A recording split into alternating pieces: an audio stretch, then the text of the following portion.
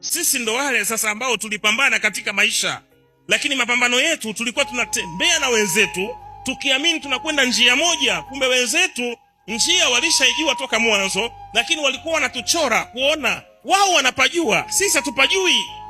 Kwa wako nyuma yetu wakiamini kwamba hatutafika. Ndio wale ambao tupo ndani ya shimo, ngazi wanaificha, wanatuletea chakula ndani ya shimo aliyakuwa wana ngazi ya kututoa kwenye shimo ili tuondokane na mauti.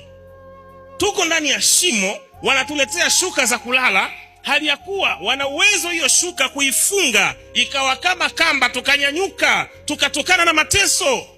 Anayekupenda hakupi hela brother, anakupa njia za kuipata hela. Amen.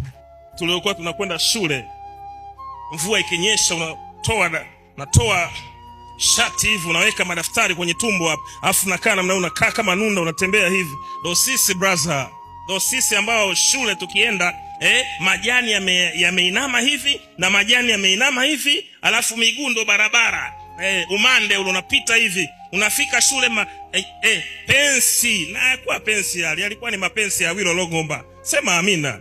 Amen. Unafikiri tulikuwa tunashonewa saizi, unaangaliwa tu, tumia kaka yako bwana, mama hana hela. Ndo sisi kaka, ndo sisi ambao tumepitia hayo, ndo sisi ambao shuleni hatukuvaa viatu, tulikuwa peku peku mpaka hatua zetu zinajulikana. Ukikanyaga tu sehemu, ukiwa umeingia darasani hujaingia, hawaangaiki, wanaangalia unyayo, mgusi mkubwa huo, ajaja leo, wanajua alama zetu kwa miguu. Hatukuwa na viatu wala soksi, ndo sisi. Mswaki mmoja tunatumia familia nzima, ndo sisi. Leo Mungu ametusaidia, hatuwezi kusahau wapi tulipotoka.